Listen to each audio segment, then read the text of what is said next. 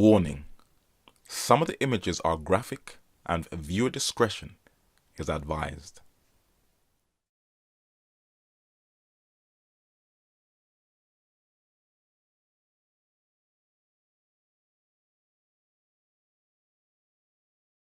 I would bring back waterboarding and it'd make it a hell of a lot worse.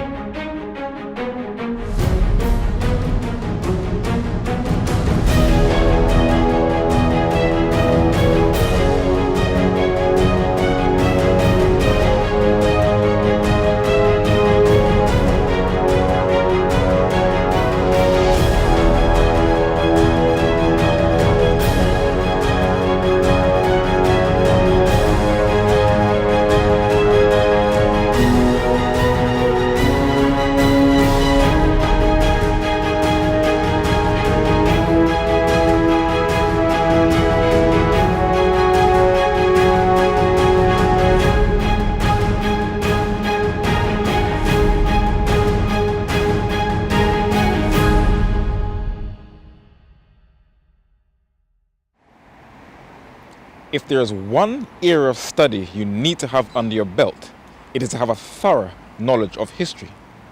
You see, when you ask your average person what was their most boring subject in school, most of the times they will tell you history. Do you know why? Because of how it was taught. You see, you are given loads of information and data, but they don't apply it to today. History has a very strange way of repeating itself, and it is often said that those who fail to learn from the past are destined to repeat its mistakes.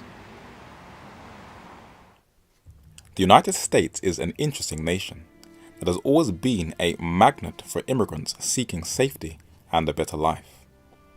Its government and media are so closely tied that it shapes the way most of the nation thinks.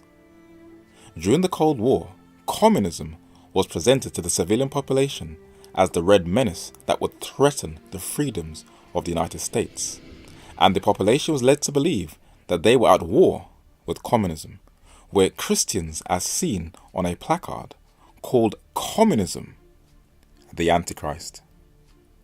After the Cold War, the US government via Hollywood prepared people's minds that Islam is now our enemy.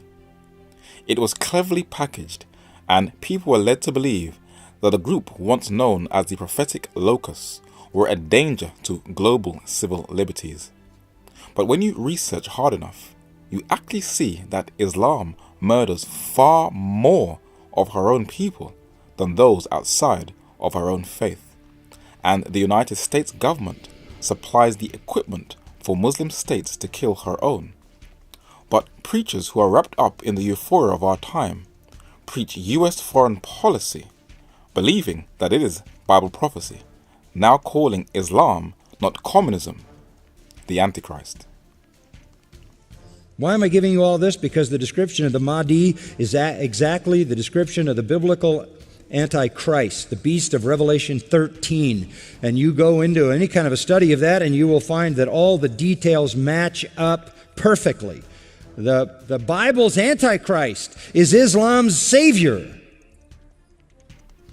The man who has had one of the greatest influences in aligning the world with American foreign policy was Karl Rove, President George W. Bush's spin doctor.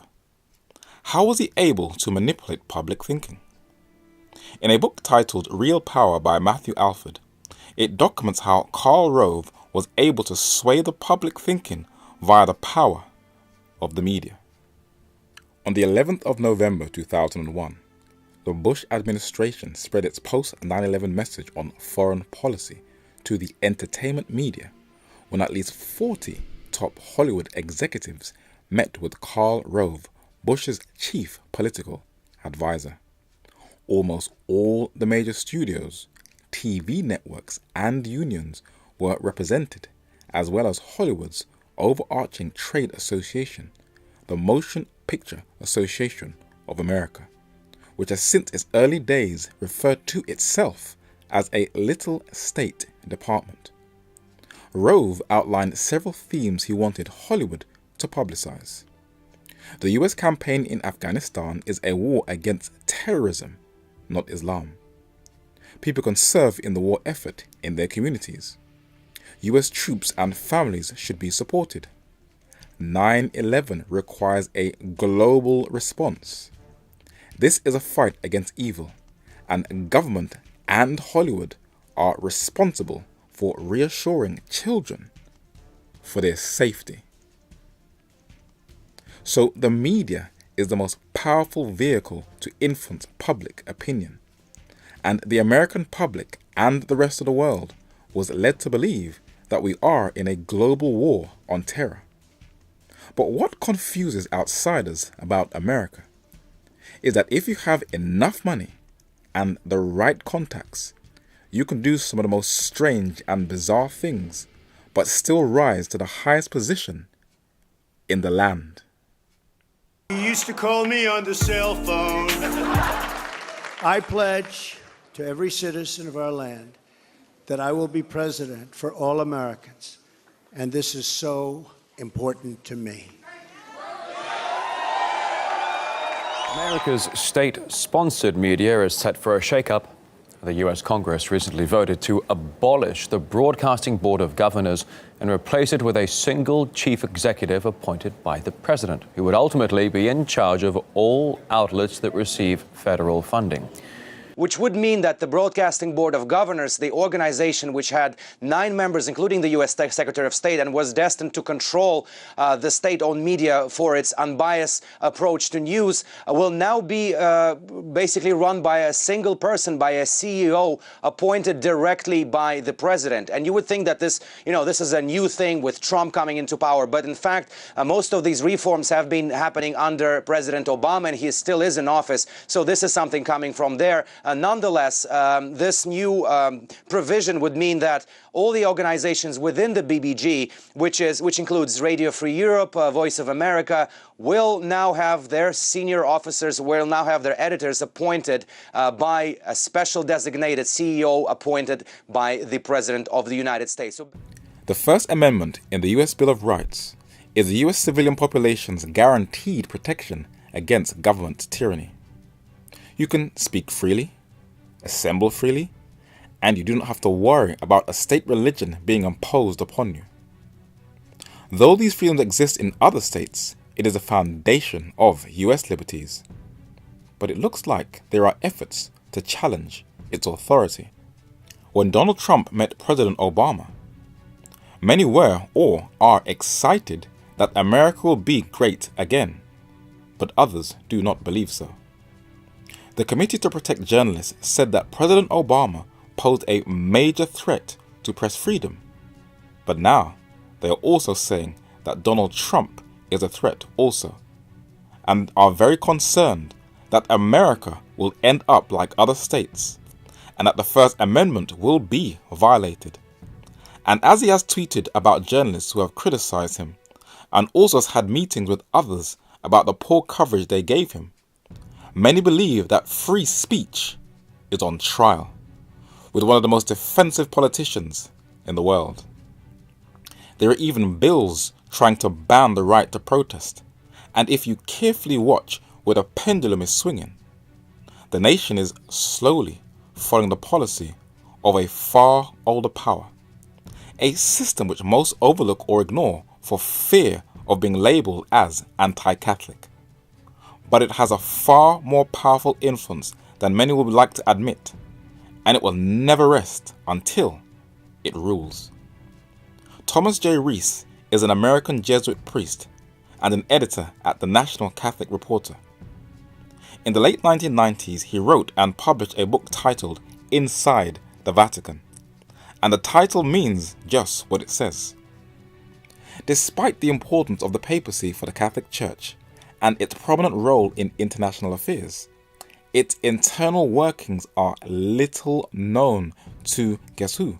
Catholics, to world leaders, or to the world at large. So Catholics and the rest of the world are not aware of the true goals of the Vatican.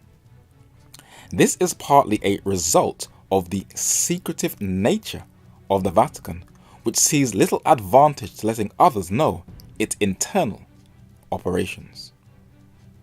While many focused on the evangelicals during the 2016 US elections, what role did this secretive system play in Donald Trump's rise to the position of commander and chief?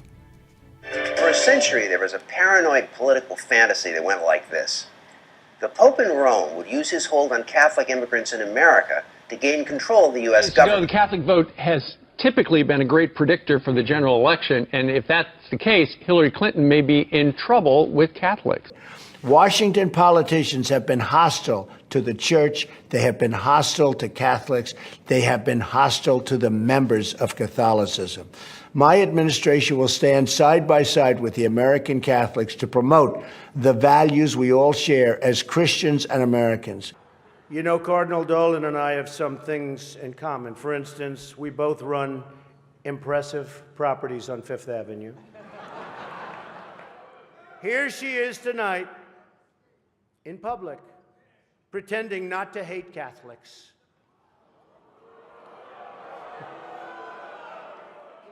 The famous Al Smith Memorial Foundation dinner in New York is one of the central highlights during US elections. There are many who say that it is the place where you will know who will be the decisive winner to become the next president of the United States. It is presented to the public as a light-hearted charity event where some of the highest CEOs of US corporations are in attendance. But that's the cover. It is a place where the Church of Rome gets prestige in the heart of US politics. If you read the official website of the 71st Annual Alfred E. Smith Memorial Foundation dinner, it actually tells you that by 1960, the Al Smith dinner had truly reached its zenith as a ritual of American politics, in the words of Theodore H. White. All senators who want to be presidents need the Catholic vote to become commander-in-chief, and Donald Trump gained a victory at the end of the race by the Catholic vote through the swing battleground states. He was not only congratulated by Benjamin Netanyahu of Israel and Vladimir Putin of Russia, but by the Vatican also, who congratulated him for his victory, for he knew that to get that vote, he had to come in line with papal protocol. All right, but you're still respectful of the Pope? Can we Totally say that? respectful, absolutely. All right. Absolutely. All right, we'll let you go have lunch Okay, now. thank you very much. Good to see you. So how will the two kingdoms form an even tighter alliance? They will have to get the personal data of the entire inhabitants of the planet that will give them tremendous control over everyone. This will be via a method called, number 1, SIGINT, Signals Intelligence. SIGINT is intelligence derived from electronic signals and systems used by foreign targets such as communication systems, radars, and weapon systems. SIGINT provides a vital window for our nation into foreign adversary capabilities, actions, and intentions, according to the official website of the NSA. But Human Rights Watch keeps it real and tells us that the NSA is a global threat to free speech. In 1998, a film was released about the NSA called Enemy of the State that made many people paranoid at the time. While Edward Snowden is being praised for exposing the NSA, the National Security Agency, Hollywood was already telling the world what they were doing years ago. This is not secret. It is open. See, the government's been in bed with the entire telecommunications industry since the 40s. They've infected everything. They can get into your bank statements, your computer files, your email, listen to your phone calls. My wife's been saying that for years. Every wire, every airwave. The NSA has expanded its operations by penetrating even deeper into the secrets of people's personal lives. Rolling Stone magazine did an article on computer techies called hackers. They are young men and some women who can hack into the personal accounts of individuals, steal their personal details, and even watch them if their camera on their phone, tablet, or computer is not covered with some tape. The US government has decided to recruit them to be a part of the world of SIGINT to make surveillance even more effective. And as we are all immersed into the digital world, this gives governments even greater access into our personal lives, where we are always leaving a digital trace behind. But our personal details will also fall into the hands of another power. Google is one of the most effective surveillance systems in the world. While you're typing data, their algorithms are also collecting data on you. The head of Google met with the Pope, but everything was kept a secret, according to NBC News. And this should give a picture on how the two kingdoms will be data sharing information. The head of Apple, Tim Cook, also met Pope Francis I. And like Google's Eric Schmidt, Time magazine said neither party has disclosed what was discussed. So everything is all secretive. I wonder why. The head of Facebook, Mark Zuckerberg, met the Pope. And if you look at him carefully, he is definitely wandering after, to use the language of the apocalypse. And the Pope was given a drone as a gift. And this is how SIGINT is forming a close alliance with the older power. But the papacy is more skillful in another area, HUMINT, human intelligence. Human intelligence is defined as any information that can be gathered from human sources. In 1997, there was an obituary on Nino Lobello. He was an American author and journalist who worked for the International Herald Tribune, who wrote a book titled The Vatican Papers, describing the Vatican's skill at HUMINT. And he said that, without doubt, the Vatican runs the world's most efficient and most elaborate spy system with agents in just about every country in the world, and certainly in every capital city, no matter how small. This has been verified by Carla Del Ponte, a woman who was educated by Catholic nuns and a former chief prosecutor of the ICTY, who accused the Vatican of shielding a war criminal, and said in London's Daily Telegraph newspaper that I think, she said, that the Catholic Church has the most advanced intelligence services. The Vatican is working with the International Police Organization, Interpol, where she joined since 2008. Why would she want to join Interpol? Her own newspapers give the reason. The Vatican's security force is to join Interpol.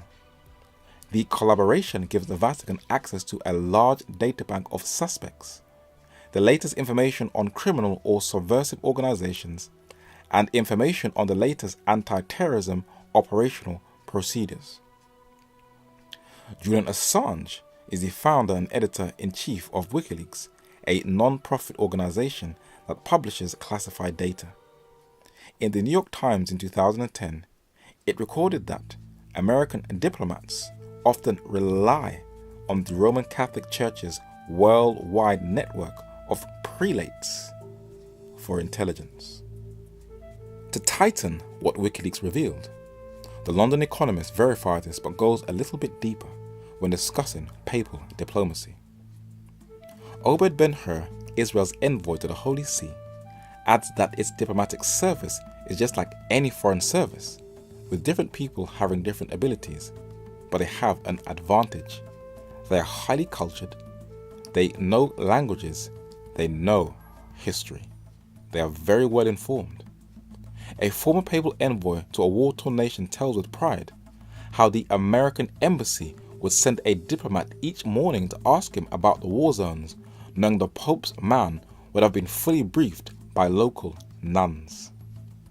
So the two kingdoms have both SIGINT, signals intelligence, and HUMINT, human intelligence, on lockdown. But it is important to know what will happen if they form an alliance in the future and target those who dissent. Let us look at an example, for you need to know history, and if you don't, then you will never understand the issues of our time. The US news channel CNN was to be a major vehicle in targeting and demonizing a group in Europe called the Serbs. Lacking historical knowledge, they were unaware that they were following Vatican protocol, and they indoctrinated the world into that hatred, coercing the planet into a medieval inquisitorial mindset. This is the power of the media. How can you allow United States policy to be hostage to the Serbs in this case, who had a policy and theirs was killing? I vaše optuživanje samo Srba predstavlja svrstavanje na jednu stranu. The Serbs are the original cause of the war. They are the complete aggressors and wrongdoers. Bill Clinton has a monument in Kosovo to commemorate him for bombing Yugoslavia in 1999. And this barbaric bloodbath from the skies was orchestrated by Clinton's Secretary of State, Madeleine Albright, to pursue a reign of terror in that country. It is interesting to note that both Bill Clinton and Madeleine Albright are both products of the Jesuit Georgetown University's Welsh School of Foreign Service. Clinton, a student and regular lecturer, and Albright, after the bombing, now teaches foreign policy. But who masterminded this anti-Serbian hysteria that engulfed the thinking of the planet? The late Pope John Paul II, on a visit to Bosnia in 2003, as documented in the English Catholic press, asked the Serbs for forgiveness for all the evils that had been done to them by the Catholic Church, especially during the Second World War. In the early 1990s, the Vatican recognized the independence of Croatia and Slovenia in the former Yugoslavia, but that is not the only thing she did. The London Guardian documented how the Vatican secretly armed the Croatian government during the Bosnian War, and Croatian war hero Ante Gotovina was acquitted of war crimes he committed against the Serbs. This photo shows Ante Gotovina kissing the hand of the late Pope John Paul II, which is a clear show of support for the Croats during the Balkan Wars. But to make things worse, in 1998, the Pope turned a Croatian prelate into a saint, which agitated the Balkan crisis even more. The Croatian prelate was Cardinal Stepinac, the patron saint of genocide. This man oversaw the genocide of Orthodox Christian Serbs in the Balkans. And this photo shows Stepinac at the back with his dog collar standing beside Papal Nuncio to Croatia in white, Marconi, which shows that the Catholic clergy were fully supportive of the satellite Catholic state of Croatia. It is one of the best kept secrets of the Second World War, and the narrator only became aware of this quiet episode by reading these two books by the late Avram Manhattan and Edmund Paris. These were the weapons that were used to kill the Serbs during the Second World War, and neither men, women nor children were spared. They were all to be eliminated in this ethnic cleansing program. This photo shows Catholic Ustachi soldiers with the severed head of a Serbian Orthodox bishop, men who were central to the Serbian culture. The Catholic clergy were the overseers of this anti-Serbian hatred. Some of them were clergy by day, Ustachi soldiers in the night. Adolf Hitler was an ally of the head of this state, Ante Pavelić. Pavelić oversaw the brutalities and horrors against the Serbs. He was fully supported by the Pope. The English Catholic press said Pope Pius XII had granted an audience in May 1941 to Ante Pavelić, the bloodthirsty Croatian dictator, so they admitted. But Ante Pavelić secretly escaped to Argentina avoiding facing a war crimes tribunal. How is that possible? The Guardian newspaper is clear that both the Red Cross and the Vatican supplied passports to these war criminals to help them escape war crimes. And in 2014, the Catholic Church in Croatia conducted a mass service for the war criminal Ante Pavlic. Rome is still a supporter of fascism. So the US government continued the Vatican's anti-Serbian policy in the Balkans. And when the cold-hearted bombing took place in Yugoslavia in 1999 of bridges, hospitals and TV stations, the Vatican was able to convince the world in the last decade of the 20th century that the Serbs were evil by using the persuasive power of the media. This is CNN Breaking News. We must act now. A call to take out Slobodan Milosevic. NATO began a massive air bombing campaign. We will provide that knockout blow. Military action. The old gung-ho bomb, bomb, bomb. It has attacked a sovereign state. Waves of planes are taking off. NATO cruise missiles land in Serbia. NATO warplanes did fire on a convoy of refugees fleeing Kosovo. Yes, they had inadvertently killed some of the very people their bombs were intended to protect. NATO has proved that more or less it can do what it wants, where it wants, indeed when it wants.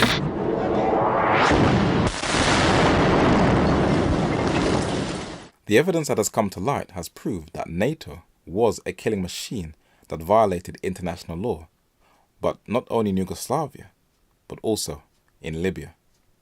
And both the two kingdoms will be working with her.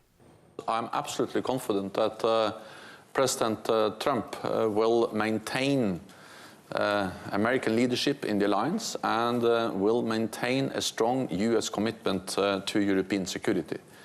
That's important for Europe, but it's also important for the United States, because strong NATO is also important for the United States, as we have seen for decades. With the Vatican also strengthening stronger ties with NATO.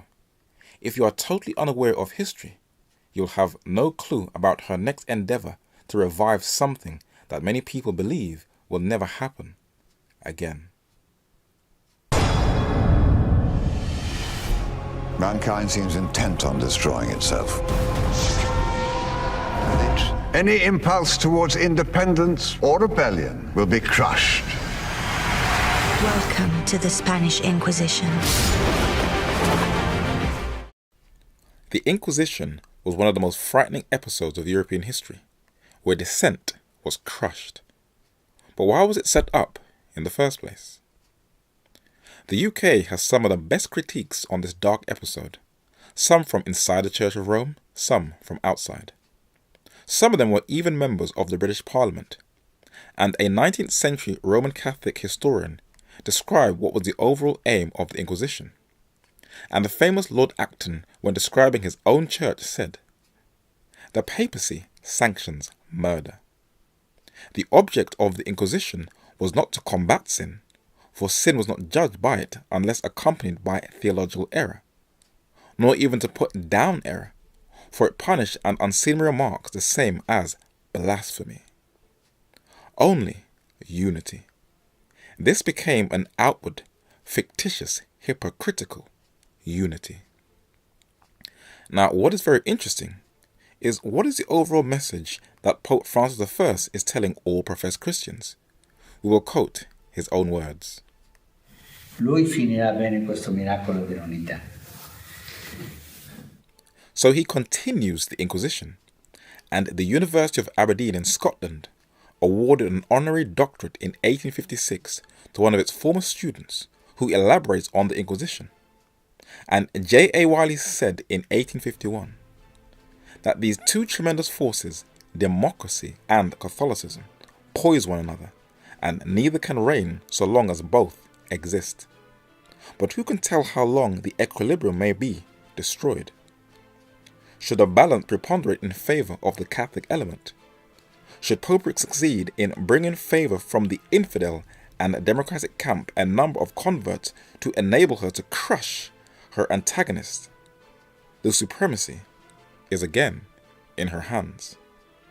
so long as she maintains an attitude which is a virtual defense and justification of all her past pretensions, both in their theory and their practice, the common sense of mankind must hold that she is ready to repeat the same aggressions whenever the same occasions and opportunities shall occur.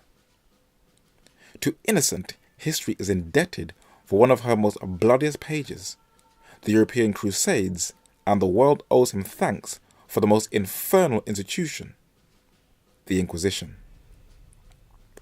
Pope Innocent III, the Prince of Darkness, was fearful of anything that threatened his authority, and he dealt with dissent by the shedding of innocent blood. This fanatical zeal was aided and abetted by Innocent's alter ego, Catholic priest Dominic, who founded the Dominican Friars. He is known as the patron saint of astronomers. He oversaw the bloodbaths of those who did not recognize the absolute authority of Mother Church, and they would burn both their books and these so-called people who they label as heretics, so there would be no trace of them. In the 21st century, due to outside pressure, the Vatican reviewed the Inquisition, and guess what conclusion they came to, as Wiley said 2 centuries ago? They say that the Inquisition was legally justified. The Vatican on CBS News says it wasn't that bad, and guess who they blame for it?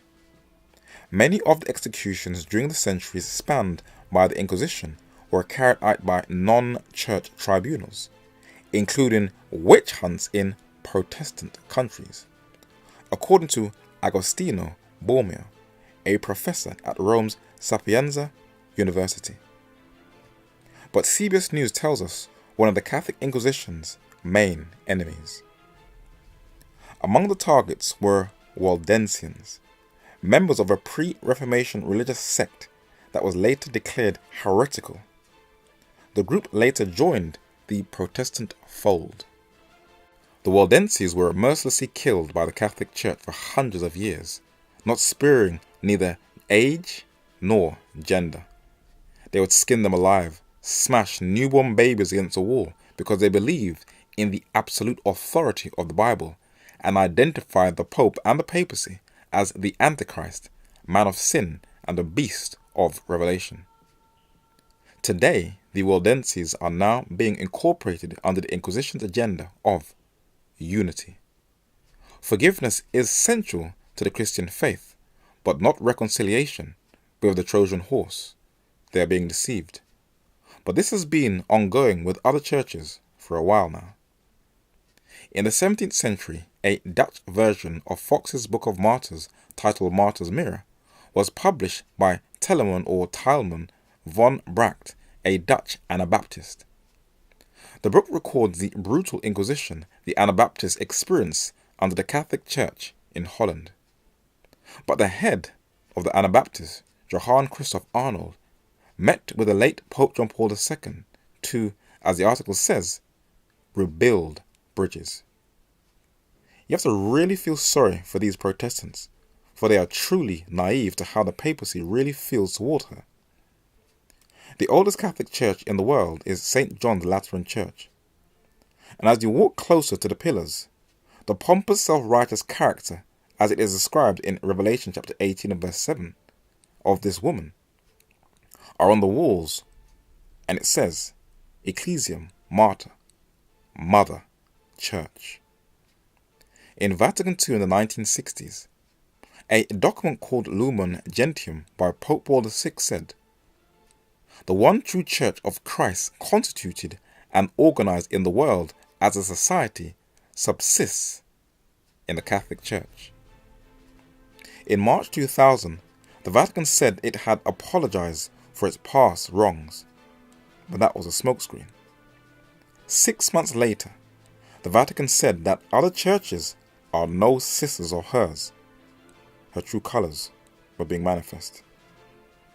In 2007, the Vatican blasted the churches over again, saying they are not true churches and that the Catholic Church is the one true and only church.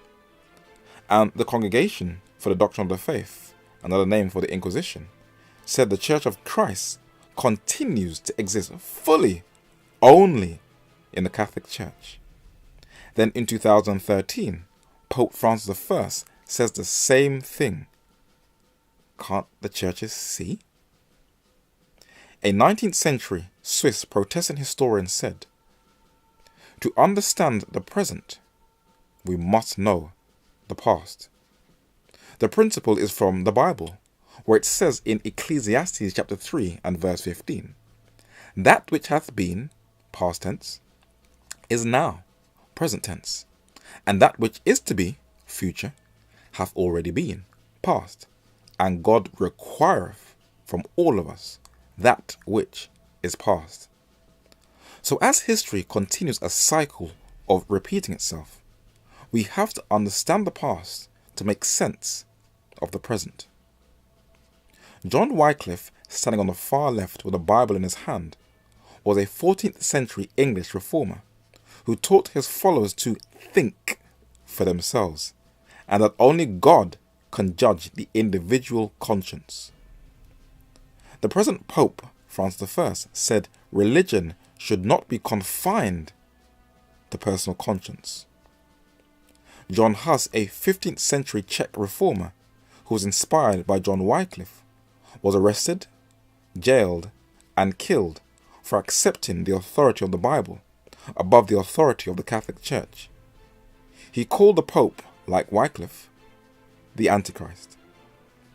In 2007, the Vatican says anyone who criticizes the Pope is committing an act of terrorism. The groundwork is being laid. The man seated on the far left and the woman standing in pink are on the lookout. Why? Because it was a criminal offense to have a copy of the Bible in your possession and also do Bible study, and it could cost you jail time or even your life. We can clearly see the stealthy groundwork is being laid over again, not only in the UK, not only in the United States, but even in countries like Putin's Russia that is clamping down on Bible studies, and also in communist China. But it gets deeper. Condoleezza Rice is a member of the Council on Foreign Relations and a former Secretary of State under President George W. Bush II. She was educated in Notre Dame in Catholic social teaching and political science, being one of their most famous alumni. But even out of office, she has enraged many people. Dropbox is a file hosting service where you can share and store videos and stills. What is very interesting is that Condoleezza Rice is a member of the board, as Bloomberg News tells us. And when a person who was a proponent of government surveillance is on the board of Dropbox, it is making many in social media very upset and uncomfortable. But the Inquisition was a period where there was no habeas corpus, no trial by jury, but torture. And one of the most bestial forms of torture was putting a nozzle on a person's mouth and pouring water in there that would cause excruciating pain and drowning. Today we call it waterboarding. And who gave it their full support? It was Condoleezza Rice who approved the CIA's request to use waterboarding. You would think an act like that would be condemned.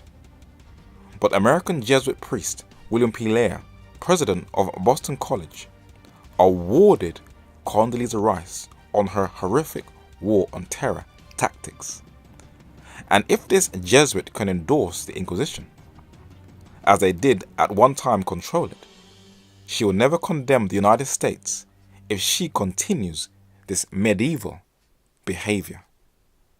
I said, yes, I would bring back waterboarding, and I'd make it a hell of a lot worse than waterboarding. Yeah, what did you have in mind? I had in mind going worse than waterboarding. It's enough. Hundreds by do thousands. We win by being more like them? Yes, I'm sorry. You have to do it that way. And I'm not sure everybody agrees with me. I guess a lot of people don't. With all this information, where is it leading to? Where are we going with it? What is the aim of having all this data, and how will it save you? The rise of the two kingdoms was foretold on an island called Patmos, where a book was written, originally titled the Apocalypse, but the English translation is Revelation. It is a very misunderstood book because of how it has been presented, but it is a book full of promises. In the book of Genesis, the tree of life was taken from man. In the book of Revelation, it is once again given back to redeemed man. In the book of Genesis, the earth was cursed. In the book of Revelation, in the new earth, there will be no more curse. In the book of Genesis, man chose death. In the book of Revelation, in the earth made new, there will be no more death. So it is a book full of promises. But who is its author, and who was it specifically written for? In Revelation chapter 22 and verse 16, it reads, I, Jesus, so that's the author, have sent mine angel to testify unto you these things in the churches. That's who it was written for. I am the root and offspring of David, and the bright and morning star. In Revelation chapter 1 and verse 1, it reads, the revelation of Jesus Christ. So the first line tells you what the whole book is about, which God gave unto him to shew or show unto his servants who are in the churches, things which must shortly come to pass, and he sent and signified it by his angel unto his servant John. But how, or with what divine method, will Jesus reveal himself to his servants? Chapter 1 and verse 3 says, Blessed is he that readeth, and they that hear the words of this prophecy, and keep those things which are written therein, for the time is at hand. The word highlighted is the prophecy, and that is how Jesus will reveal himself. And if you read it, hear it, and keep it, you will, according to this verse, receive a blessing. This is also repeated in chapter 22 and verse 7. So it is a book of blessings written to prepare for the grand finale of Bible prophecy in Revelation chapter 1 and verse 7 that says, Behold, he cometh with clouds, and every eye shall see him, and they also which pierced him, and all kindreds of the earth shall wail, so they be so frightened and scared because of him. Even so, Amen. This is the same description of the second coming in Matthew chapter 24 and verse 30. But its overall message to the servants in the churches is to teach each individual to overcome sin and anything in this world that separates you from God. But in the 14th chapter, that elaborates on the workings of the two kingdoms in the 13th chapter, we are taken to the most intense period of this earth history, where there will be two groups of people living on the earth, but there will be something that clearly divides them. One group will be 100% loyal, not to a church, neither a pastor, but to Jesus Christ, and they'll be very small in number. The other group that will comprise the majority of the earth will have sworn their allegiance to the powers of this earth, but this will be the great gulf that divides them. Revelation chapter 14 and verse 1 describes a group of people who have God the Father's name written in their foreheads. And the succeeding verse describes what they went through to get to that place. Revelation chapter 14 and verse 11 describes a group who worships the image of an earthly power and receives the mark of his name. What separates these two groups is the name they both choose to have in their foreheads or in their minds. And while many prophetic expositors stress a lot on the external, the Bible is focusing on the internal. What is this name? 19th century Bible scholar James Strong, with a number of scholars, put together a concordance, the famous Strong's Concordance, with the original Aramaic, Hebrew and Greek words in the Bible and their English translation. And the English word name is a translation of the Greek word onoma, which means character. And how is a character developed? Our individual characters are developed as a result of our education. And the word education means development of character or mental powers. And each individual will choose to either have a secular, philosophical worldview or a biblical worldview. how will each individual have the Father's name or character in their foreheads? In Matthew chapter 5 and verse 5, Jesus says that the meek or humble will inherit the earth, and this is a divine qualification for eternity. In Luke chapter 9 and verse 23, Jesus again teaches us to be humble, which is a daily self-denial.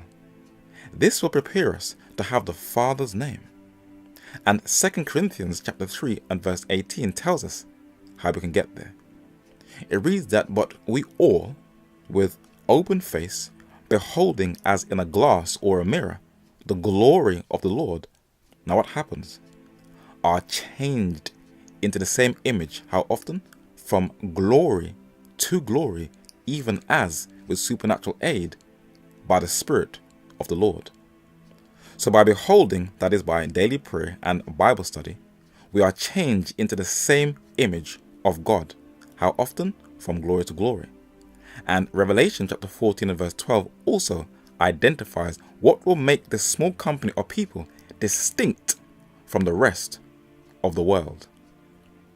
It reads that here is the patience of the saints. Now, how do they get patience? Romans chapter 5 and verse 3 says, and not only so, but we glory in tribulations also, knowing that tribulations worketh patience. It continues in Revelation chapter 14 and verse 12 that here are they that keep the commandments of God and the faith of Jesus. They have patience as a result of the tribulations, and they keep both the commandments of God and have faith. But in many of the churches of today, one of these divine requirements is already causing a bone of contention, and is keeping the commandments of God. Why is there an issue? It is a false teaching called antinomianism, which is one who maintains that moral law or the Ten Commandments is not binding on Christians, according to the concise Oxford Dictionary. Where did that teaching come from? According to Mosheim's Ecclesiastical History, a solid work that deals with all of the church history in Africa, Asia, and Europe, John Lawrence von Mosheim tells us that John Agricola, a native of Eisleben and a celebrated divine of the Lutheran Church, though an ostentatious and fickle man, thence took occasion in the year 1538 to teach that the law should be wholly excluded from the church and never to be taught to the people, and that the gospel alone should be taught, both in the schools and from the pulpit. Those who agreed in this with Agricola were called antinomians, or enemies of the law. But this sect also was suppressed in its very origin by the energy and influence of Luther, and Agricola, through fear of so great a man, confessed and renounced his error. So John Agricola, a German Lutheran, introduced the unscriptural heresy of antinomianism, and it was crushed from early by Martin Luther. But there are still Christians today who teach the antinomian heresy by declaring that keeping the law or the Ten Commandments is legalism, and that those who keep the law are not following Jesus Christ. This false heresy is preparing people to be deceived and disqualified from being a part of that faithful company in Revelation chapter 14 and verse 12. For the 16th century English reformer William Tyndale, though he wrestled with the fourth commandment in the law and cleverly tried to discredit it, he knew at least in principle that the law or commandments and faith go hand in hand. He said, "We have the law of God to judge what sin is and what is not. Read the 11th chapter to the Hebrews for thy consolation." That chapter is dedicated to faith. You see, the Bible teaches to keep both the Ten Commandments and faith. In 1 John chapter 5 and verse 3 it reads, "For this is the love of God, that we keep his commandments, and his commandments are not grievous." And in Ephesians chapter 2 and verses 8 and 9 it reads, For by grace are ye saved through faith, and that not of yourselves, it is the gift of God, not of works, lest any man should boast. Many Christians have been unable to strike the balance between the two, but the argument is settled in Romans chapter 3 and verse 28 that reads, Therefore, we conclude that a man is justified by faith without the deeds of the law. So we know that we are justified by faith and saved by grace through faith. But in verse 31 it reads, Do we then make void the law through faith? God forbid. Yea, we establish the law. So the law and faith go hand in hand, and only those who keep it and the Father's name or character in their foreheads and adhere to these divine requirements will remain faithful when that final test is put upon the world. But the majority of the world, as a result of their education, will receive the mark or character of the beast. But how will that be possible? Many look at people like Donald Trump and his brash behavior and are adamant that they are nothing like him. There are journalists that call the Pope humble, but that isn't humility at all. This is pomp and self-worship. But the world will be ripe to accept this false system of worship. Let us prove and show how by looking at how the Bible has described what the spiritual condition of man both in the church and in the world will be like just prior to the second coming of the Son of Man. In 2 Timothy chapter 3 verses 1 to 5, men are described as lovers of their own selves, boasters, proud, high-minded, and have a form of godliness, a professed or fake form of Christianity, but deny the power thereof. So their overall character is pride and self-worship. And this will make them ripe to accept the mark of his name. For Revelation chapter 13 and verse 3 says that all the world wandered after the beast. Now this is the first beast. Now what is a beast according to prophetic language? Daniel chapter 7 verses 17 and 23 says, These great beasts which are four kings which shall arise out of the earth. So a beast symbolically represents a king. Thus he said, the fourth beast shall be the fourth kingdom upon the earth, which shall be diverse from all kingdoms, and shall devour the whole earth, and shall tread it down and break it in pieces. So a beast also represents a kingdom. In Revelation chapter 13 and verse 4, it reads, And they worshipped the dragon, which gave power unto the beast or king and his kingdom. And they worshipped the beast, saying, Who is like unto the beast? Who is able to make war with him? So the majority of the inhabitants of the earth worship the beast or king, but also the power who gave the beast his power, the dragon. But who is the dragon who the world worships? Revelation chapter 12 and verse 9 says, And the great dragon was cast out, that old serpent, called the devil, and Satan or Satan or Shaitan, depending on which language you use, which deceiveth the whole world. He was cast out into the earth, and his angels were cast out with him. The dragon represents Satan, and an earthly power who is an embodiment of his character will seduce the world into the same character if they follow a man-made system without questioning it. Let us look how this principle manifests throughout all cultures from antiquity to this very day. The kings of Egypt were seen as gods on earth, who wore the cobra on their foreheads, the serpent. How did God describe these mortals? In Ezekiel chapter 29 and verse 3, Pharaoh is described as the great dragon who is very pompous indeed.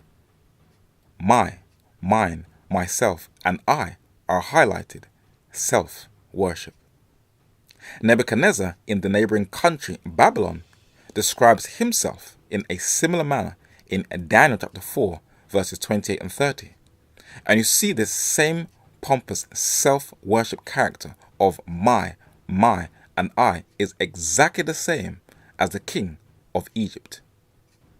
when the prophet Isaiah was describing another king of Babylon 2 centuries earlier in Isaiah chapter 14 and verse 4, God mentioned the character of the king of Babylon. For in verse 11, he is pompous, self-worship over again. But in verse 12, it shows you who he represents. It reads, "How art thou fallen from where? Heaven, O Lucifer, son of the morning. How art thou cut down to the ground, which didst weaken the nations." How did Lucifer, whose name means light bearer, and was later changed to Satan, which means the adversary, fall from heaven? Verses 13 and 14 explains why.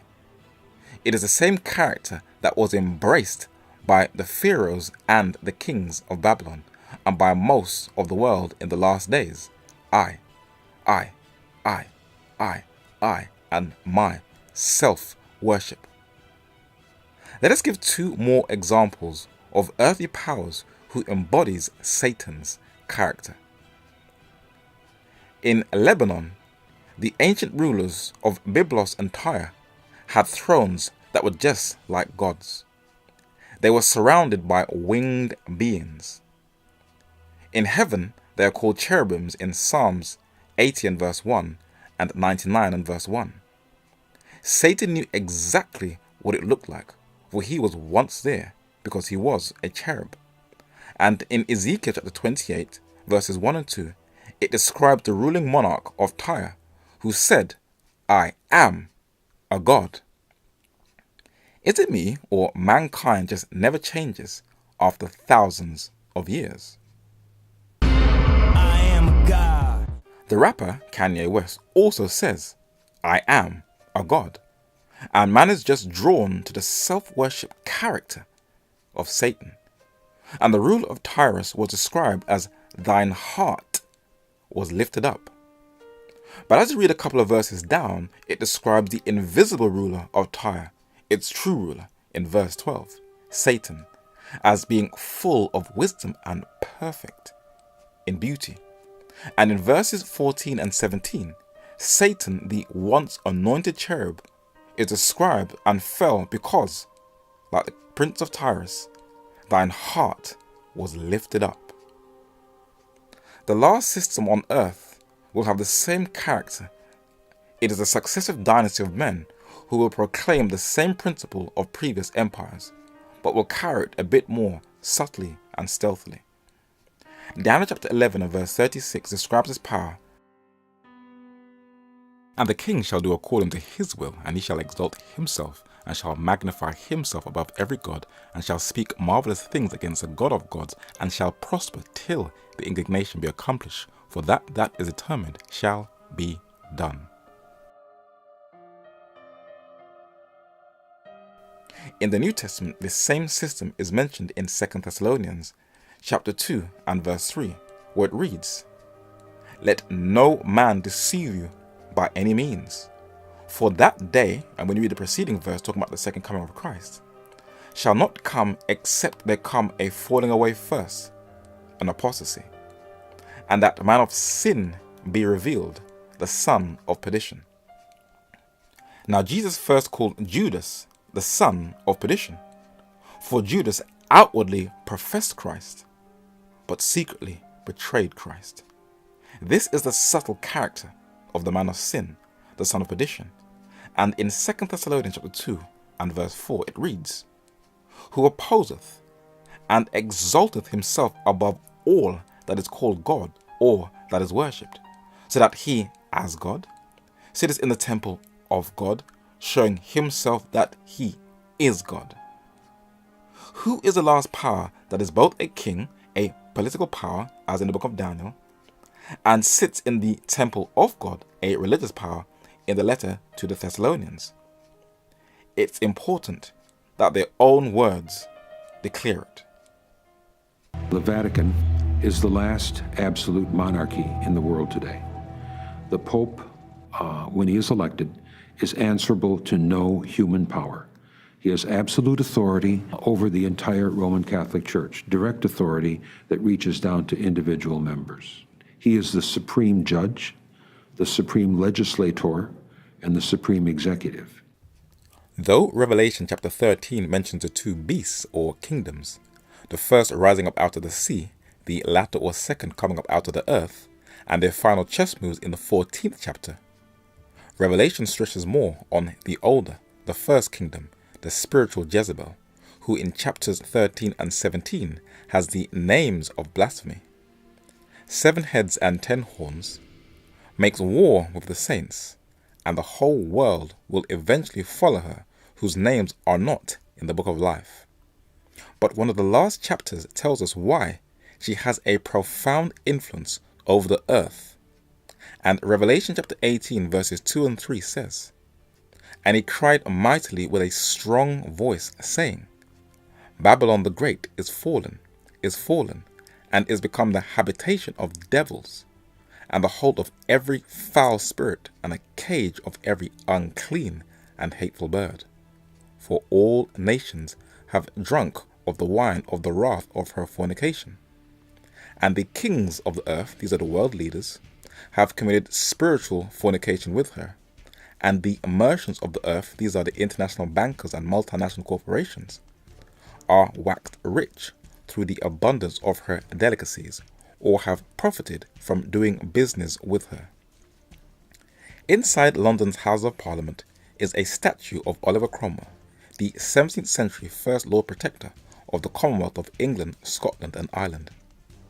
Though a controversial figure, he identified papal Rome as the Babylon of the book of Revelation.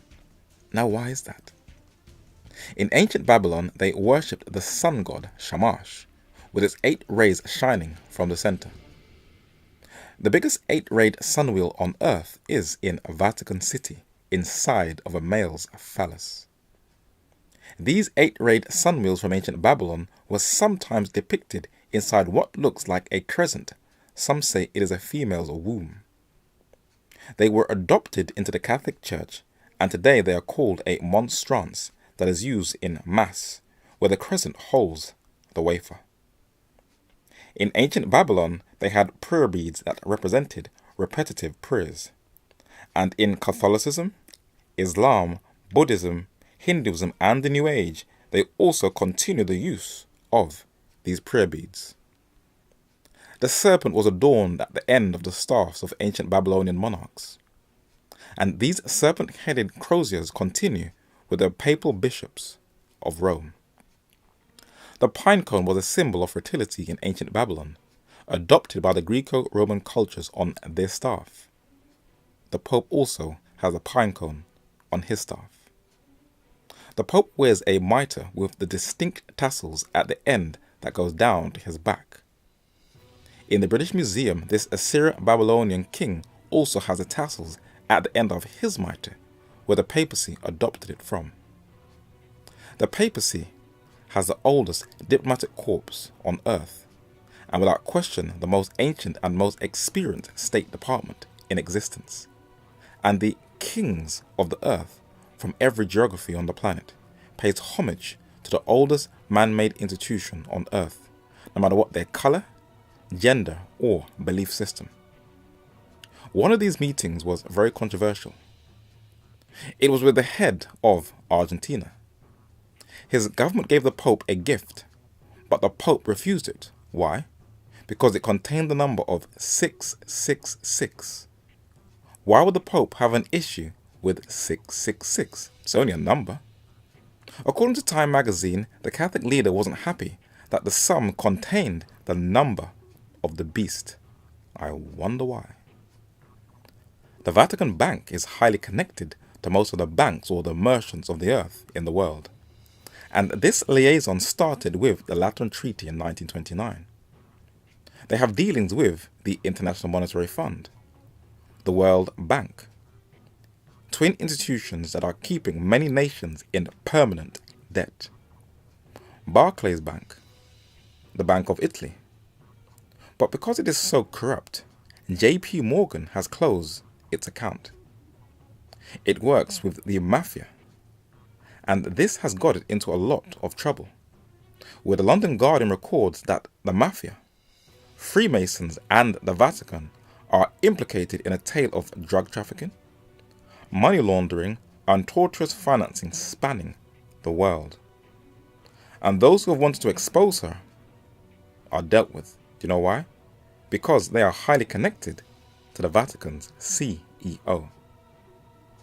Only those who patiently study prophecy can clearly see the role of the papacy, but most of the world can't, for they are drinking the wine of Babylon, her false teachings that intoxicates her spiritual senses.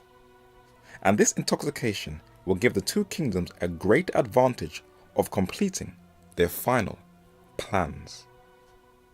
To lead in shaping a new world order for the 21st century in a way consistent with American interest and the common interest. The dynasty of successive popes who govern the papacy, though they may differ in their country of origin, their policy remains exactly the same. And in the 21st century, each pope has been pushing for a new world order. The present pope calls for a new economic order, which is a continuation of his predecessor, Pope Benedict XVI, who also pushed for a new world order, who continued what his predecessor pushed for. But what exactly is it? The best book that documents what it is The Keys of This Blood by the late Malachi Martin, published in 1990, which is over 700 pages. But to simplify it, Henry Kissinger, a man who has not only shaped American foreign policy, but who is familiar or close to the Vatican, being the political advisor to Pope Benedict XVI, gives the best description of it in his 2014 book, World Order. This book gives you at least a basic understanding of what is the new world order. The contemporary quest for world order will require a coherent strategy to establish a concept of order within the various regions and so relate these regional orders to one another. No truly global world order has ever existed. What passes for order in our time was devised in Western Europe nearly 4 centuries ago, a peace conference in the German region of Westphalia. The Westphalia Peace relied on a system of independent states refraining from interference in each other's domestic affairs and checking each other's ambitions through a general equilibrium of power. Each would acknowledge the domestic structures and religious vocations of its fellow states as realities and refrain from challenging their existence. The men in this painting in the front hold their 2 fingers in an oath round a table. The Westphalia Peace Conference in Germany was signed by different states in Europe to protect each one of them from interfering with each other's internal affairs. It was signed as a result of the very bloody and deadly 30 Years' War in Central Europe between 1618 and 1648, known as one of the most longest and destructive conflicts in European history between Catholics and Lutherans. It was provoked at the University of Ingolstadt in Bavaria, Germany, where Jesuit teachers taught Catholic Habsburg monarchs the art of Jesuit warfare on how to crush Lutheranism in Europe to protect Catholicism by any means necessary. This is documented in The Power and Secret of the Jesuits, published in 1930 by a Jesuit apologist, René Fuller-Müller, who was an Austrian cultural historian, writer, journalist, and editor. But Henry Kissinger, in his book World Order, shows what has always hindered the Catholic Church from ever having a world order, something that has hindered her thirst for world domination. He said that religious unity had fractured with the survival and spread of Protestantism. The Protestant Reformation destroyed the concept of a world order sustained by the 2 swords of papacy and empire. Please take a screenshot of this quote.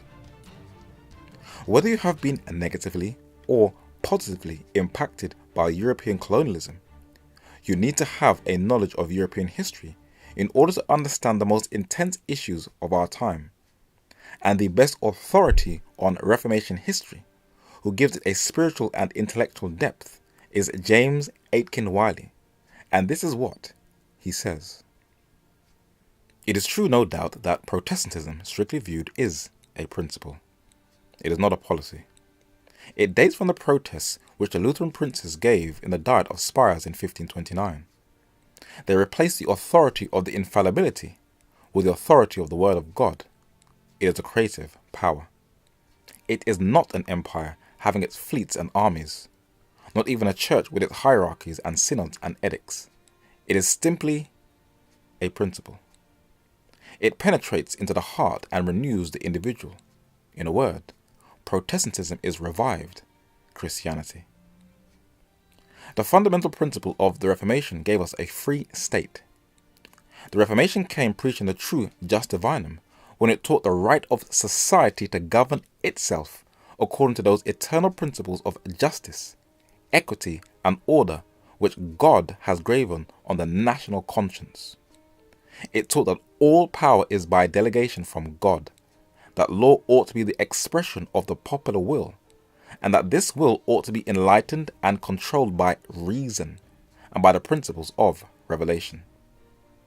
The accomplishment of Reformation was in 1380. In that year, Wycliffe published his translation of the Bible. Today, we are very spoilt for choice with our mobile cell phones, one simple device, where we can do so many things at one time was only available via a multitude of ways. We can download apps with a variety of things to choose from. We can go to public libraries to acquire data on different areas of study. We can even print our own books and our own material. But there was a time none of these things were ever possible. Oxford professor John Wycliffe translated the Bible from Latin to English in the 1300s, using just pen and ink. The printing press was not available until the following century.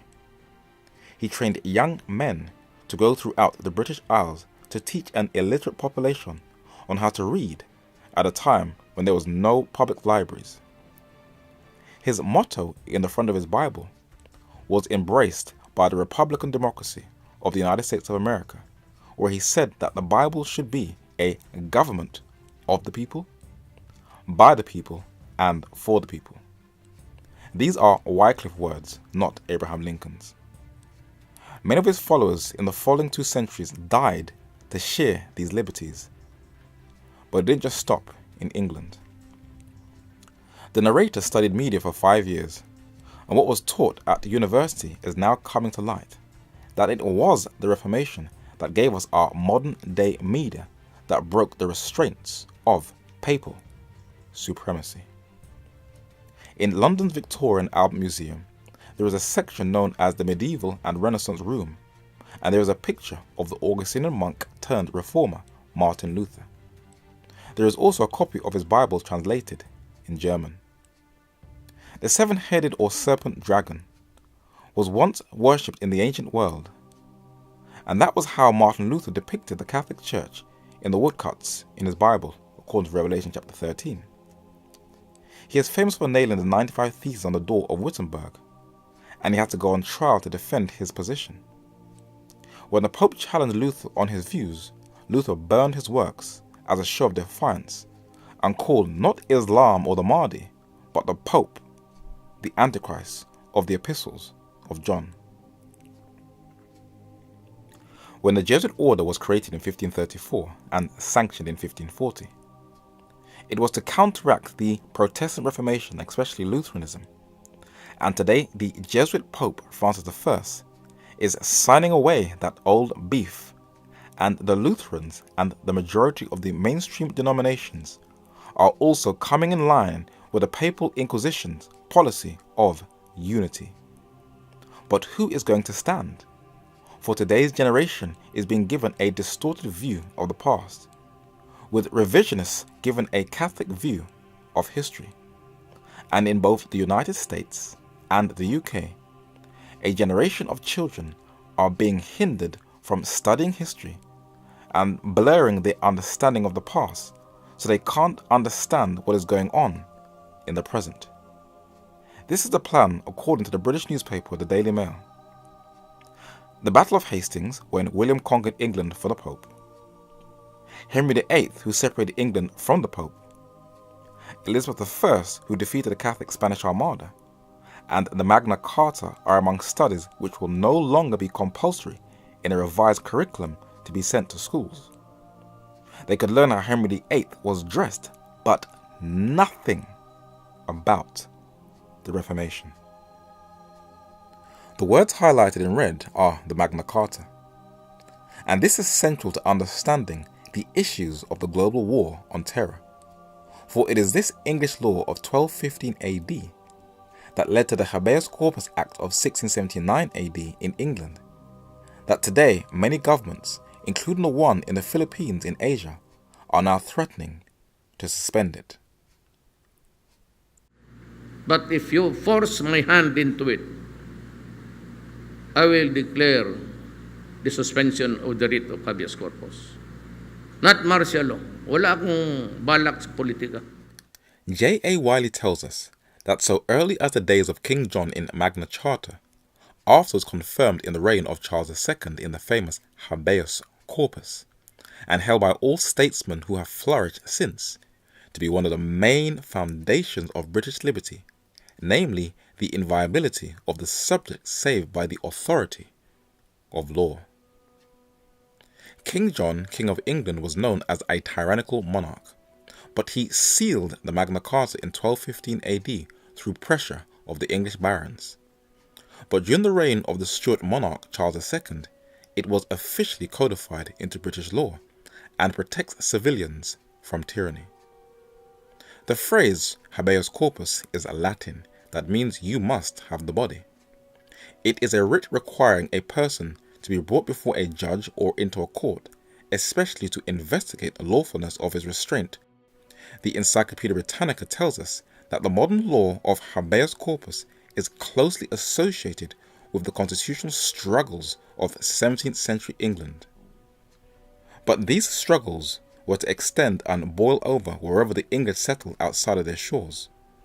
And though there are monuments and statues of President Abraham Lincoln all over the United States of America as one of their great heroes, during the United States Civil War between 1861 and 1865, the president, with full support of Thaddeus Stevens, a Baptist, lawyer, abolitionist, and a member of the U.S. House of Representatives, suspended the habeas corpus in 1863, giving no one an opportunity to trial by a jury who rebelled against the Union, where they could be imprisoned in any fort, camp, arsenal, military prison, or other place of confinement by any military authority or by the sentence of any court-martial or military commission. One man challenged the right to not use military tribunals in the middle of a war. His name was Lambton P. Milligan, and luckily enough, he won the case, for he saw it as an injustice. But 2 centuries later, military tribunals are again becoming an issue in the United States, where jailing people without a jury trial is becoming a hot debated issue. And many who can look at the wider picture can see that the global war on terror seems to be robbing their individual freedoms each day, rather than a war against fundamentalist Islam. And in England, the home of habeas corpus, there is also a struggle to preserve trial by jury within habeas corpus, to protect the civilians from the Inquisition. And many are seeing that all over the world, the war on terror has given governments more power, and human rights abuses are on the increase in the post-9/11 world. It was Pope Innocent III who first condemned the Magna Carta of 1215 AD, as it posed a threat to his authority when he issued a bull on the 24th of August 1215 AD, declaring the Magna Carta null and void. The English barons couldn't care less. Catholic or not, they would not be subject to a foreign ruler, and put human rights and freedoms above the authority of the papacy. Wiley tells us that Magna Charta was constitutional liberty standing before the face of papal absolutism and throwing down the gauge of battle to it. On the 15th of June 1215, John signed the Magna Charta at Runnymede. This was in effect to tell Innocent that he revoked his vow of vassalage, or he will not be a slave to a pope, and took back the kingdom, which he had laid bare at his feet. So the beautiful principles of justice and liberty, when you cherish them, you will fight for it. But many of the principles and cherished freedoms of the Magna Carta can be traced right back to the Bible.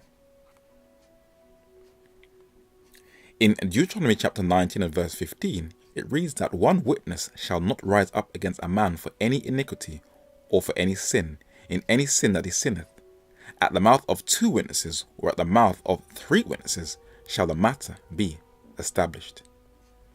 This same balanced principle is repeated by Jesus in Matthew chapter 18 and verse 16, where the Lord says, "But if he will not hear thee, then take with thee 1 or 2 more, that in the mouth of 2 or 3 witnesses every word may be established."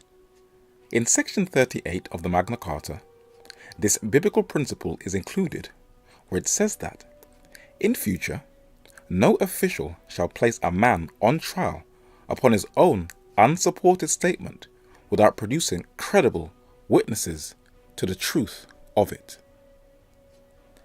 This is continued in section 39, where it says no free man shall be seized or imprisoned or stripped of his rights or possessions, or outlawed or exiled, or deprived of his standing in any other way, nor will we proceed with force against him, or send others to do so, except by the lawful judgment of his equals, or by the law of the land.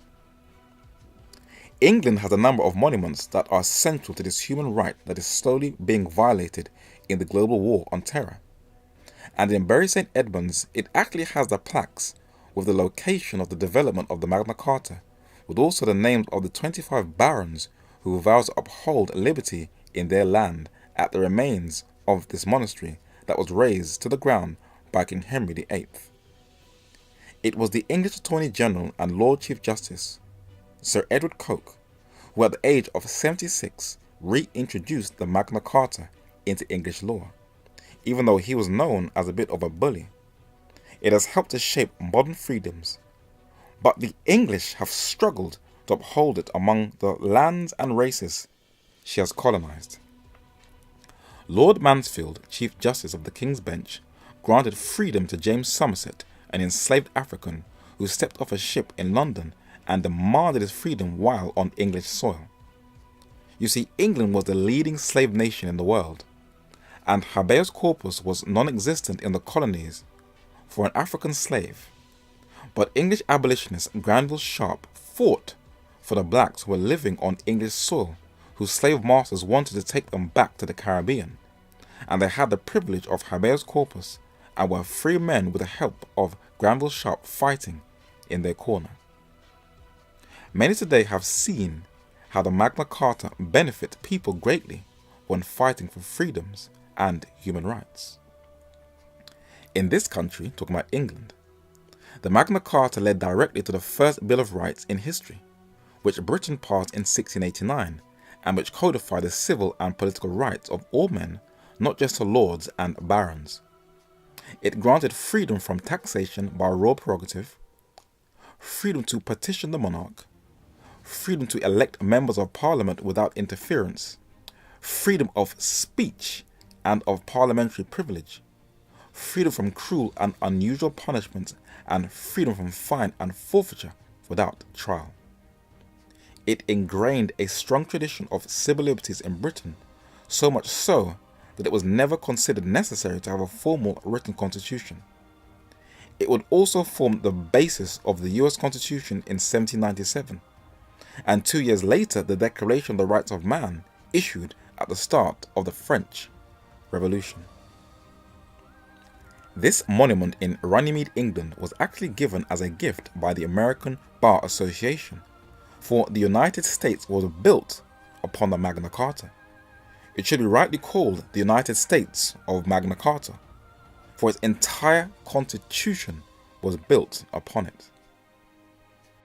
In this church in London, England, by the Old Bailey, the Church of the Holy Sepulchre, are the buried remains of Captain John Smith, the Governor of Virginia and Admiral of New England in the United States. When he arrived in the Americas, he brought with him the principles of the Magna Carta that laid the foundation of US liberties. And though it has always been a struggle to uphold it, the state of Virginia are indebted to the Magna Carta, for it admits that out of these roots have sprung great liberties of man, great principles of law. And this has been the foundation of the Bill of Rights, where the Sixth Amendment is modelled after Section 38 and Section 39 of the Magna Carta, that can also be traced to the Bible, a fair trial. But places like Guantanamo Bay in Cuba, where men are incarcerated without due trial, is a model of what the future is going to look like. A revival of Pope Innocent III's papal bull, and successive US administrations have been pushing for that Bill of Rights to be repealed, especially the First and Sixth Amendment.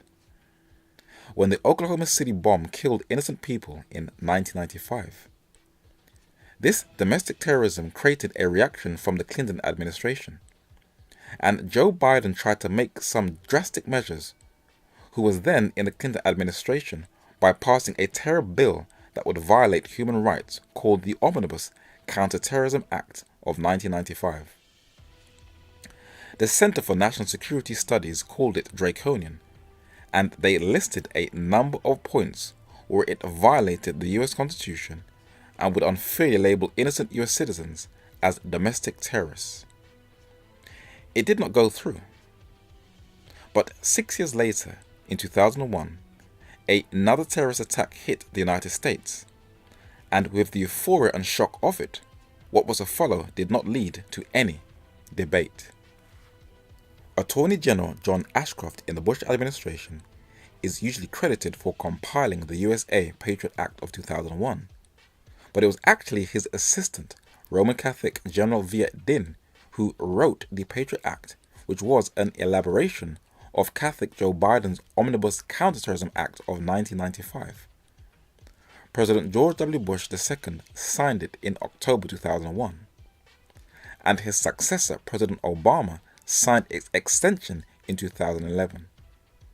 So successive administrations continue the same policy, and House of Representatives 1540 gives us a picture of how the United States will violate the Magna Carta and revive the Inquisition. In Section 1021A, it shows that all power is centered in the President to use necessary force to detain persons. Under the same section, under number 1, detention under the law of war without trial until the end of the hostilities authorized by the authorization for use of military force. Number 4 says, transfer to the custody or control of the person's country of origin any other foreign country or any other foreign entity. And in section 1031.1 it reads, a global update on activity within each geographic combatant command. These command centers are the whole world, where via SIGINT and HUMINT, the United States will have a knowledge of every region of the globe. More evidence is emerging that the two kingdoms are going to form an even tighter bond. But we will cite one more example of what the First Kingdom, the papacy, is capable of doing if she has complete control of a state, and what you see in a micro model, if she gets the opportunity, she will do on a macro level. The silverback gorilla is found in the mountains of the Congo, but also in the mountains of Rwanda. Not an animal you really want to have a run-in with. A film was released about a woman who was studying the mountain gorillas and wanted to save them from poaching. It was during the reign of Rwandan President Juvenal Habyarimana that this was taking place, but his plane was shot out of the air, and research had to stop, for a deep-rooted antagonism had been provoked. Hotel Rwanda. They're killing everyone. It's a massacre. The United Nations are here now. We're here as peacekeepers, not as peacemakers. The 1994 genocide in Rwanda, like the genocide in Croatia in the Second World War, is one of those very dark episodes of human history. But the public is still very ignorant of the root cause of that deadly conflict, and the true story is kept in the shadows and has never really been told. In 2014, 20 years after the genocide, a woman whose baby was hacked to death, and was also hacked and left for dead by her former classmate, reconciled with him in a culture that is trying to heal old wounds. They don't look much different, but the man on the left is a Hutu and the woman on the right is a Tutsi. The New York Times did a photographic issue on the two tribes in Rwanda who are focusing on forgiveness. Forgiving someone who has just annihilated and wiped out your whole entire family is no joke. That takes a lot of strength and obedience to that heavenly instruction from Jesus Christ. But many believe that as Christians, they have to forgive. This child covers its face from the stench of dead bodies from the aftermath of the genocide, where everywhere you just see corpses. And other children must be deeply scarred when they witness the carnage of dead bodies for a crime committed by people who were once your next door neighbor. A collage of photos are a reminder of the people who were mostly hacked to death by machetes of a nation whose indigenous population just turned on each other, for they are the closest reminder of the skeletal remains that are on display to remind the world of this dark chapter of modern times. But what are the overlooked areas that led to this conflict? Let us observe them. The World Bank, an international financial institution, which is a part of the United Nations system, played a role in the direction of the nation's economy when it gave that nation's loans in 1974 that Hutus used to reduce the Tutsi herds and grazing areas, and the Rwanda president, in a declassified US document in 1993, feared that the World Bank was going to drop Rwanda off the list of its special program for Africa. Both tin and coffee were Rwanda's highest export commodities. Coffee, after oil, was the second most traded commodity in the world. But when the world coffee prices collapsed in the late 1980s, that led to a sudden drop in income for small farmers who the Rwanda regime depended upon.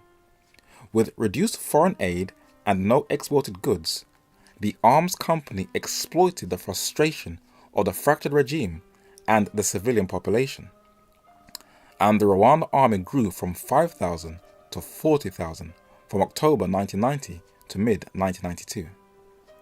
The Western powers such as the United States and former colonial powers of Rwanda, both England and France, all played a role in that conflict for self-interest. The French embassy in London, England flies a French and EU flag from its balcony. But in its doorway between the pillars, there is a plaque that shows the 100-year Franco-British alliance, the Entente Cordiale. For France is the country that supplied the machetes to the Hutu and recognized its role in the conflict. And many Rwandans also accuse her of being directly responsible for the conflict. Britain is always a silent player in the world conflicts. Her stealth in conflicts is deadly. But her distant cousin over the Atlantic, the United States, also had a role to play and knew that something was eventually going to kick off. For declassified documents from the US government shows that they knew that it was only a matter of time that a time bomb was going to explode in that Bantu-speaking nation, and with deadly attacks from the Tutsi-led Rwanda Patriotic Front, the FPR.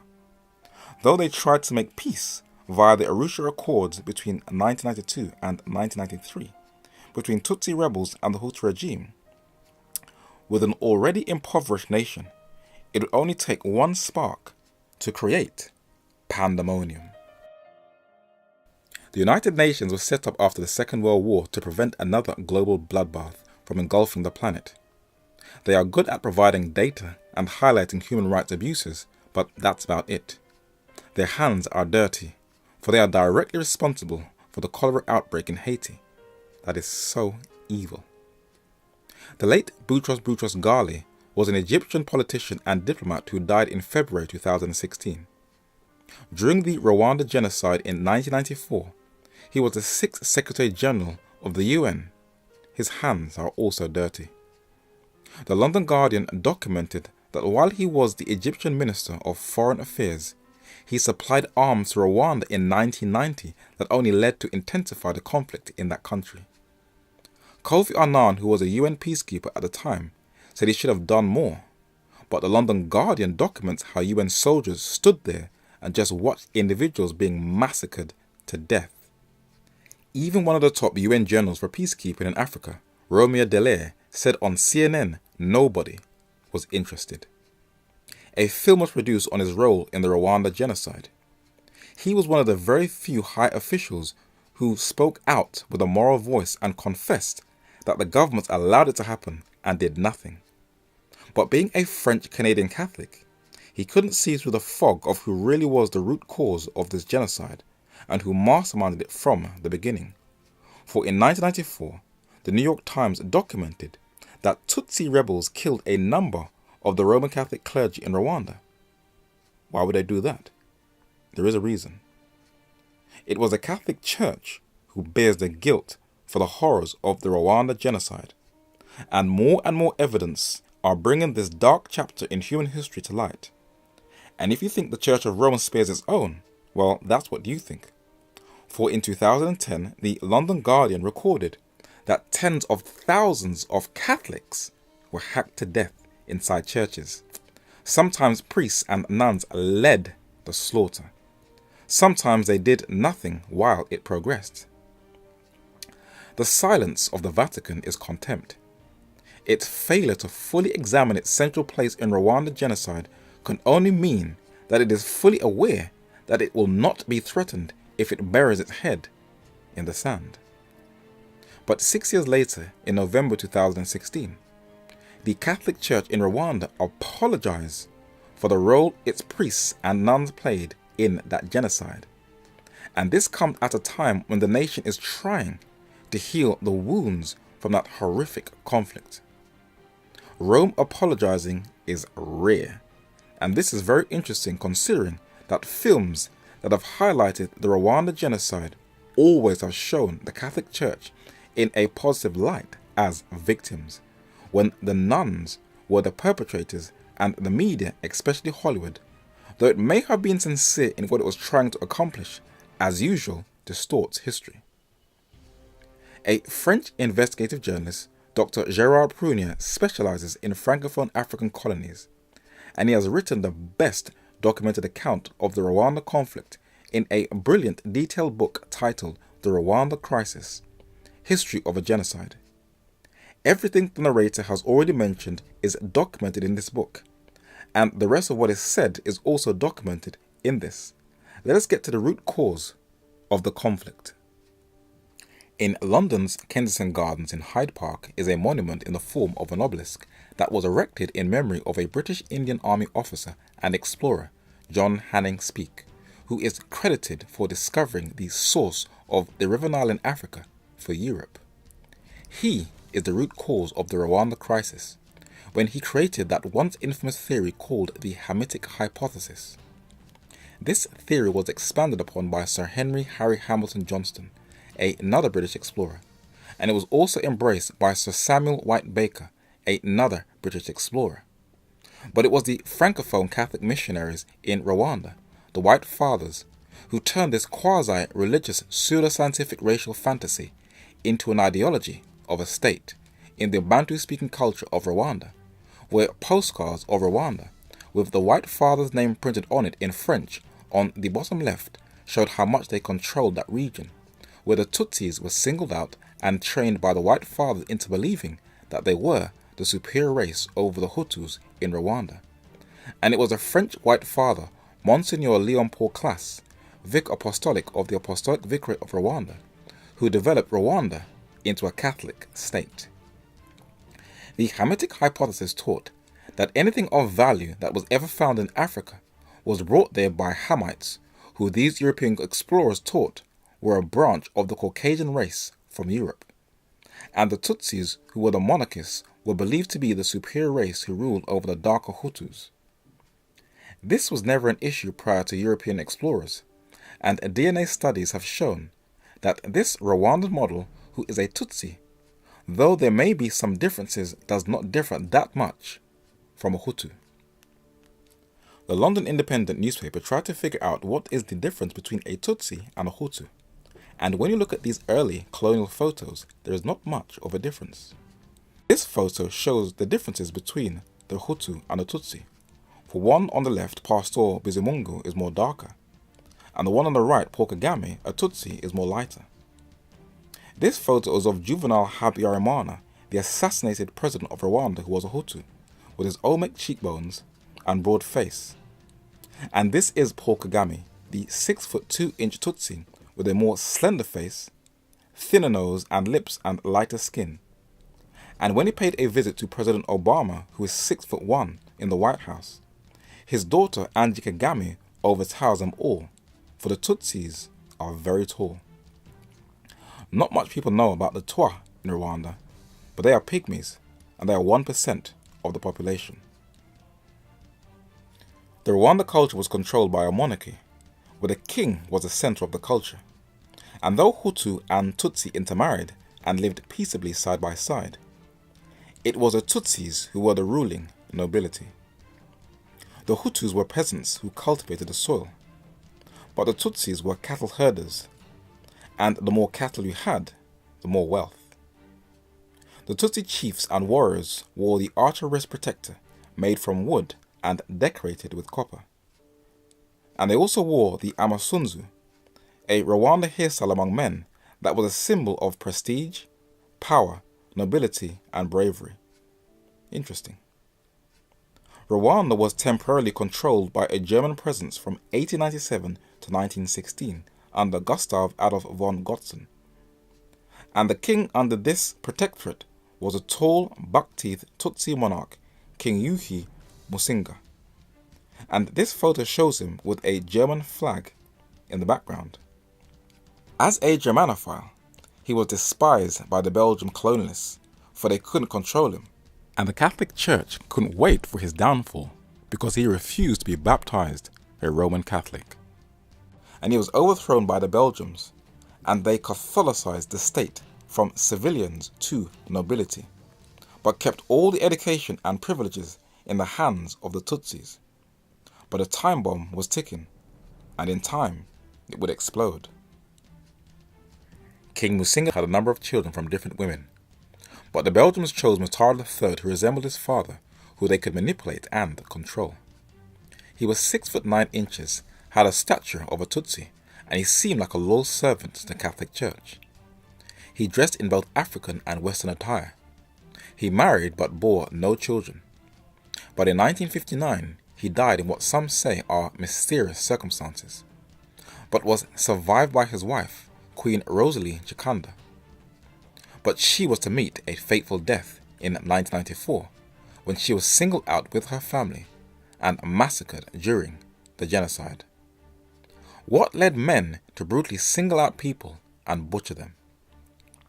It was the introduction in 1933 of a mandatory ID card system introduced by the Belgian colonial government that every Rwandan citizen was obliged to carry, which stated his or her name and their ubwoko or ethne, French for ethnicity, that deepened social divisions. And if your ethnicity said Tutsi, then you were massacred in 1994. The French journalist Gerard Prunier tells us what triggered the massacre. The Catholic Church had been in Rwanda since the very beginning of the German occupation, and when the Belgians had come, they had found the often francophone priests, mostly white fathers, expert and highly knowledgeable about the country, and thus a godsend. Hutus and Tutsis are not tribes but social groups within the same culture. The Catholic Church admired the Tutsi and helped them rule, but now admire the Hutu and helped them rule. During the 1959 revolution, Tutsi houses quickly went up into flames. The White Fathers told the revolutionaries what to do with the support of colonial troops and the blessing of an all-powerful Catholic Church.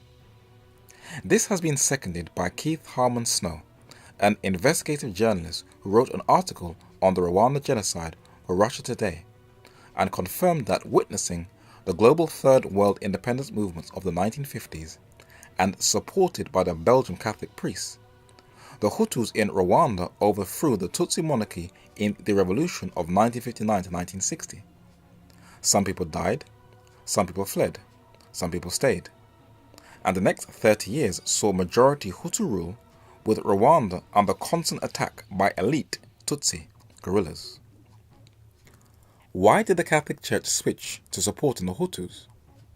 The French journalist tells us that in August 1959, the conservative Tutsi created the Rwandese National Union, the UNAR, which was strongly monarchist and hostile to the Belgians and defended the idea of immediate independence.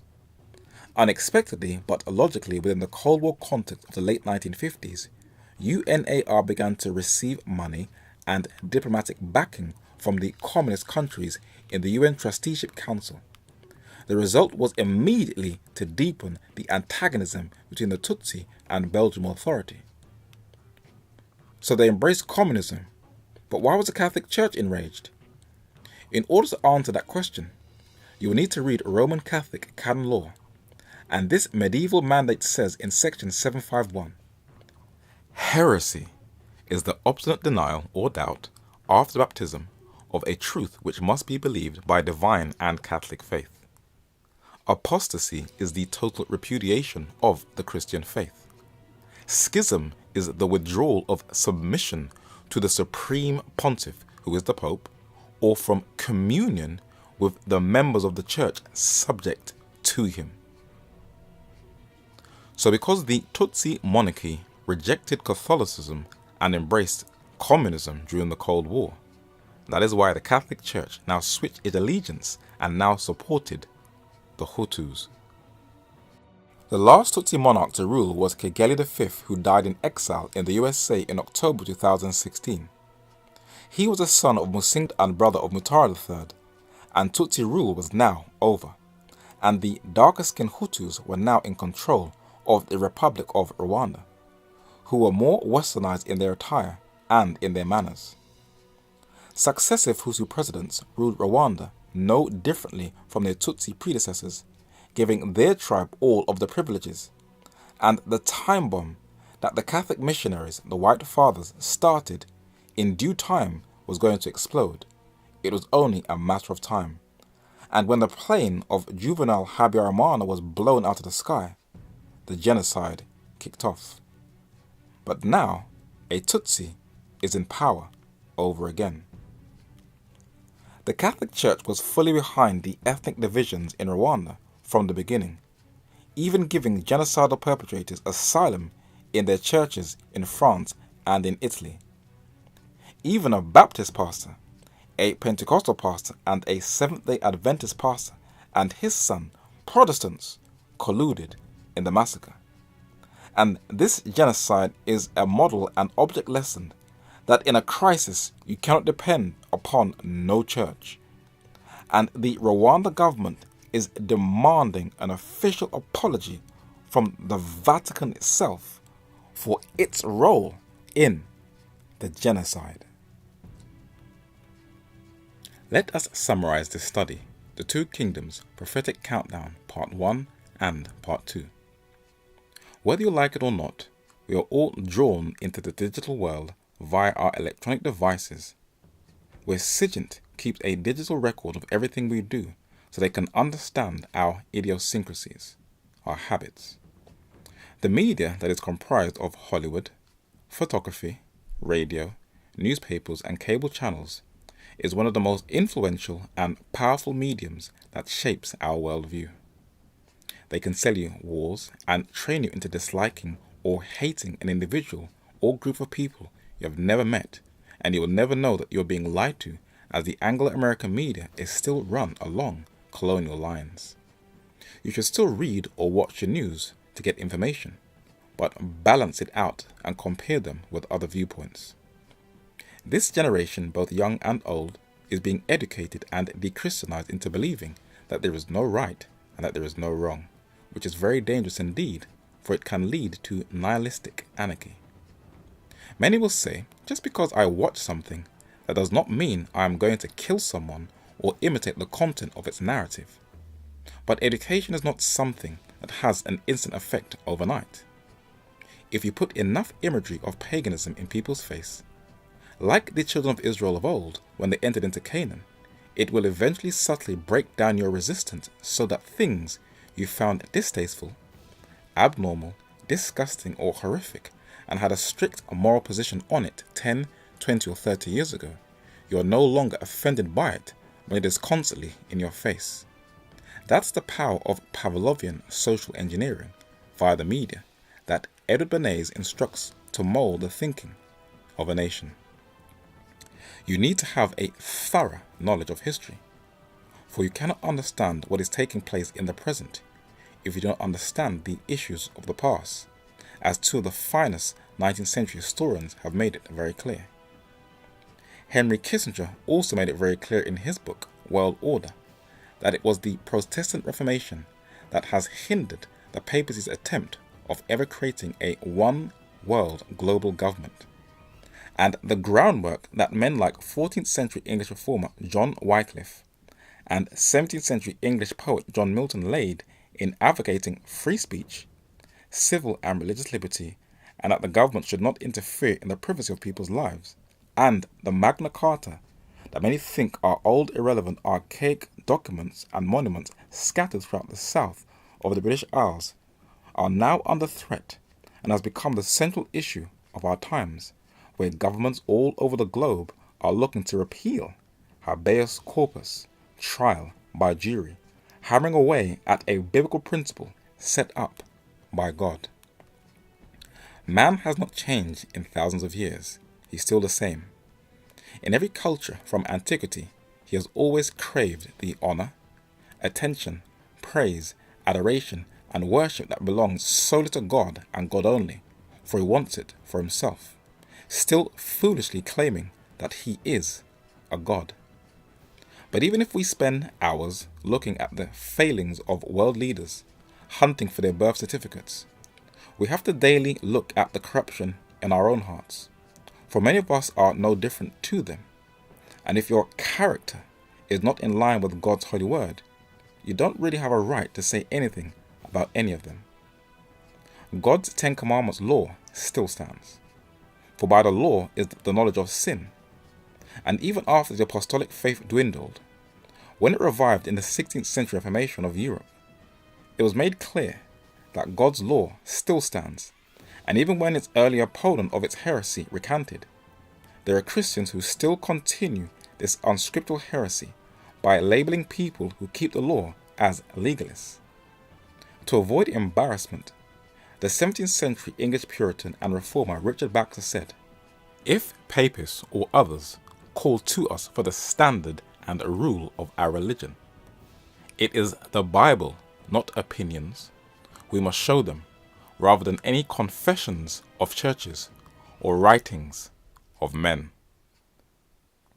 If you are a Christian, make sure you make the Bible your offensive and defensive weapon, and the lifestyle you live should be your most powerful debate and the greatest sermon that anyone will ever hear, where they will see your good works and glorify your Father which is in heaven.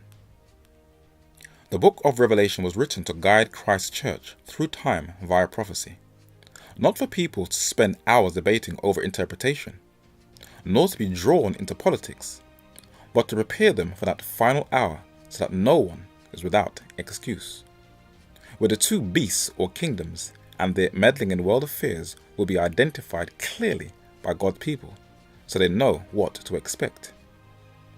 With all this data on current affairs, history, and Bible, where do we go from here? Is there a way forward? There is always a solution. In Revelation chapter 14 and verse 7, God requires that his creation comes back to a true, uncorrupted, pure worship that is due to God's name, and recognize him that he is the creator of everything that our eyes can and cannot see, and that our lifestyles reflect him, especially on how we treat each other. In Revelation chapter 14 and verse 8, to protect God's people from getting drawn into conspiracy theory, the Bible identifies the last absolute power and its spiritual and moral fall, the papacy, a religio-political power where the religious power, Catholicism, is the woman who rides on the back of the political power, the Roman Empire, or the beast, who is titled prophetically Babylon, and her fall is due to her corrupting the truths of the Holy Scripture and steering the world away from the worship of God to the worship of man. In Revelation chapter 14 and verse 9, God gives a warning to avoid to not accept a false worship to the first beast and the image set up by the second beast or kingdom. And the Bible is unequivocally clear that this warning, alongside the everlasting gospel that brings eternal life, is to go throughout the entire planet.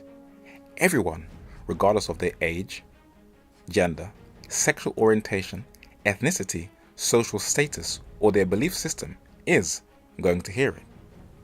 And if it is preached as the Holy Scriptures instructs, with a loud voice, from a non-argumentative, humble, Christ-centered, fearless, thus saith the Lord restorative approach with an apostolic latter-rain zeal, what will be the end results? According to Revelation chapter 14 and verse 14, it says, "And I looked, and behold a white cloud, and upon the cloud one sat like unto the Son of Man, having on his head a golden crown, and in his hand a sharp sickle." The grand finale of Bible prophecy is the coming of the Son of Man. But the Bible did say that there will be a negative response to this message, both outside and inside of the church, and you will be labeled as a conspiracy theorist, Bible basher, extremist, fanatic, terrorist, killjoy, and a troublemaker who is preaching hate. But that's not for you to worry about. Plant the seed, and it's now between them and God. So the question that will be asked over again: can you really trust in the Bible? That is a decision you'll have to make for yourself. But in the meantime, you can do something. Go back and research everything you have seen for yourself. Feel free to subscribe to the Even at the Doors YouTube channel, where you'll receive regular videos. And you can follow us on Facebook and Twitter by clicking on the links below. I would just like to thank all those who have sent donations that have kept this ministry afloat. And if you would like to continue to support this work, also click on the link below. If you would like to see this work spread even further, you have permission to distribute this video for non-commercial or commercial use on the condition that you do not add or take away from the content of this study. Thank you.